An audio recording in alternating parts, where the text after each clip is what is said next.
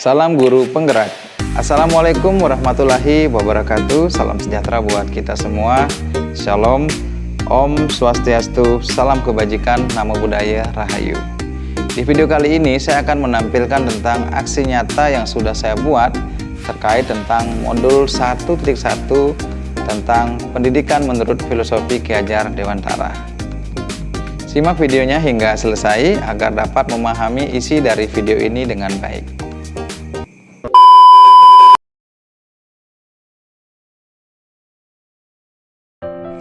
Setelah saya mempelajari modul 1.1 dalam pendidikan guru penggerak ini, saya sadar ternyata proses pembelajaran yang saya lakukan di kelas selama ini kuranglah begitu baik. Di mana saya melakukan pembelajaran di kelas hanya berorientasi pada ketuntasan materi dengan target yang sudah saya tentukan. Saya hanya mengajar tanpa melihat kondisi kesiapan siswa, kondisi keadaan siswa saat saya melakukan proses pembelajaran. Nah, tentu saja proses pembelajaran seperti ini adalah proses pembelajaran yang kurang baik. Jadi, dalam aksi nyata ini, tujuan saya adalah untuk membenahi dan memperbaiki proses pembelajaran yang sudah saya lakukan selama ini menjadi lebih baik, sesuai dengan filosofi pendidikan menurut Ki Hajar Dewantara. Menurut Ki Hajar Dewantara, tentunya pendidikan itu bukan hanya sekedar mengajar, namun lebih daripada itu adalah ada proses menuntun segala potensi yang dimiliki oleh murid berdasarkan kodrat alam dan kodrat zamannya. Dalam proses ini, ide yang saya munculkan dalam pembelajaran adalah menjadikan pembelajaran yang inovatif dan menyenangkan.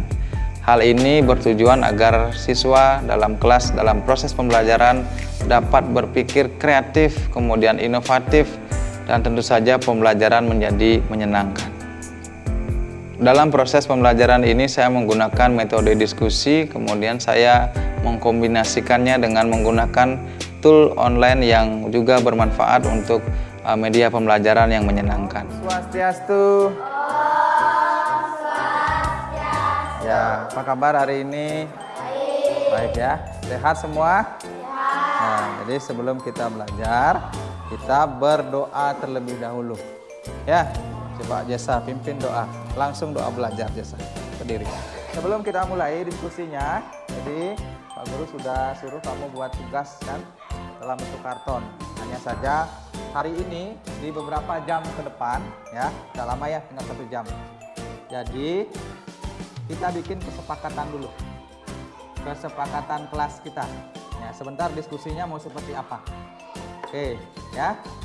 Kira-kira ada yang beri masukan diskusinya mau seperti apa? Tidak boleh bermain. Oke, ya. Jadi ada 3 kesepakatan. Pertama, lakukan diskusi dengan baik. Tidak boleh buang sampah sembarangan. Tidak boleh bermain. Bisa? Oke. Kalau begitu silahkan. Kelompok berapa yang mau duluan? Mau di spin?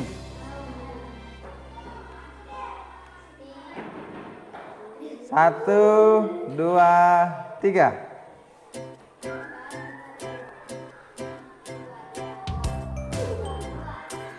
Ya, kelompok yang maju pertama adalah Buta Kosa. Manusia ayatnya. Maknanya acara yang dilangsungkan untuk melakukan upacara Om Swastiastu. Om Swastiastu. Terima kasih atas kesempatan yang telah diberikan kepada saya. Saya akan bertanya kepada kelompok Buta Kosa.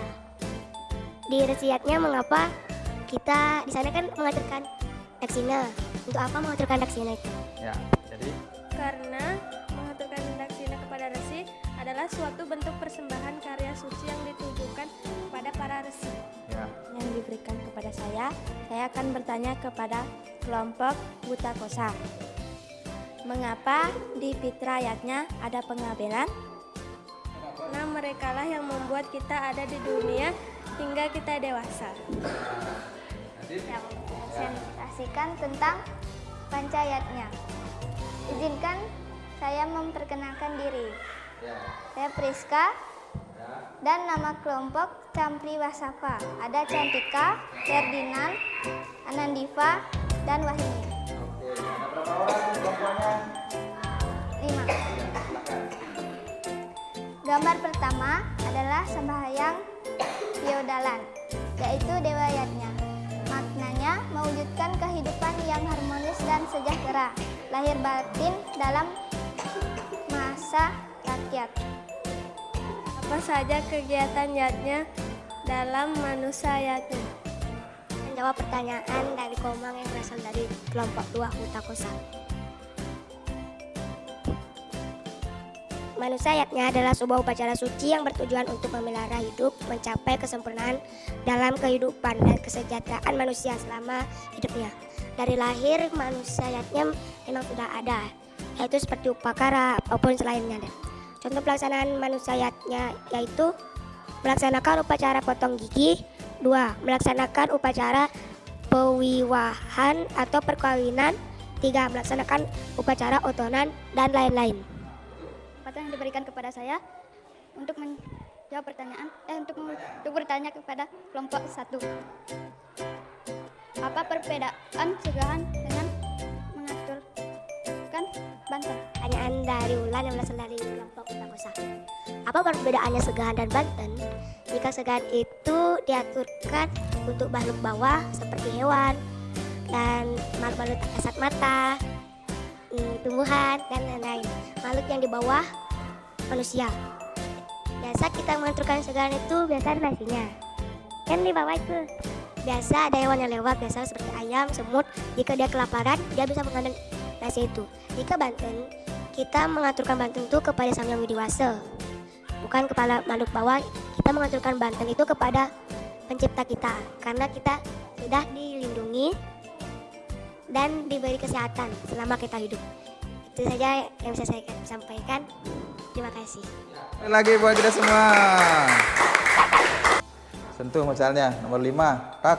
Kalau disentuh dia langsung kebuka soalnya. Oke? Oke? Siap? Nah, siapa yang mau duluan? Pak Guru enggak mau spin. Yang bisa jawab langsung boleh pulang. Hah? Ayo, silakan. Silakan.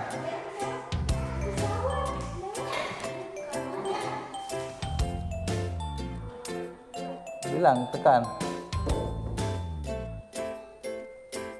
Jawab. Sedekat. Naimitika Yatnya adalah upacara yang dilakukan secara tidak terus-menerus atau sewaktu-waktu. Iya, benar? Oke, tepuk tangan. Bagus. Siap, silakan. Tentu. Satwika Yatnya adalah Satwika Yatnya adalah yatnya yang dilakukan secara tulus ikhlas. Iya, benar? 5 hutang yang harus dibayar. 5 hutang yang harus dibayar, benar? Adapun tantangan yang saya hadapi selama proses pembelajaran yang saya lakukan ini, diantaranya dalam proses diskusi, tentu saja tidak semua siswa begitu aktif dalam proses diskusi. Hal ini tentunya saya berupaya mencari solusi di mana saya akan memberikan bimbingan secara khusus terhadap siswa-siswa yang belum terlalu aktif untuk berdiskusi. Kemudian yang kedua, adanya siswa yang mungkin masih merasa malu-malu untuk berbicara atau bahkan canggung untuk berbicara. Hal ini atau solusi yang saya dapat lakukan nantinya adalah melakukan lebih sering dan lebih intens proses diskusi presentasi seperti ini agar tumbuh rasa percaya diri siswa untuk berbicara di depan teman-teman mereka. Dalam pemanfaatan tools online yang saya gunakan dalam proses pembelajaran ini, diantaranya adalah Quizzes dan juga Wordwall, di mana saya yakin, saya percaya bahwasanya tools online seperti ini dapat membantu kita sebagai pendidik untuk membuat pembelajaran menjadi inovatif dan interaktif dan tentu saja menyenangkan bagi anak didik kita. Terima kasih. Jadi pelajaran hari ini sangat seru, sangat bermanfaat. Tadi pagi udah ulangan, sekarang ada pelajaran dan juga sambil bermain. Ya, bermainnya gimana? Pakai apa? Pakai spin, pakai kotak-kotak, kalau dipencet bakal keluar pertanyaan, terus Ya. menjawab dan juga dapat berkelompok. Intinya kamu senang nggak? Senang. Oke, terima kasih. Terima kasih. Pelajaran hari ini sangat bermanfaat dan bisa tahu tentang agama dan bisa tahu tentang pancayatnya. Cara belajarnya bagaimana hari ini? Bagus nggak? Bagus dan seru karena bisa bermain juga. Oke. Saya senang belajar hari ini dan bermanfaat. Pembelajarannya bagus nggak? Bagus dan bermain juga. Bermain juga. Nanti mau bermain lagi? Mau. Kita lanjut aja sampai jam 3. Iya. Demikian aksi nyata ini saya buat dengan kesungguhan hati sesuai dengan pemikiran filosofi pendidikan Ki Hajar Dewantara, dan tentu saja tujuan saya adalah untuk membenahi proses atau cara mengajar saya selama ini di dalam kelas, sehingga proses pembelajaran yang saya lakukan dapat lebih inovatif dan menyenangkan. Terima kasih sudah menyaksikan video ini. Wassalamualaikum warahmatullahi wabarakatuh. Salam sejahtera buat kita semua. Shalom. Om Santi Santi Santi Om. Salam kebajikan, namo buddhaya, rahayu.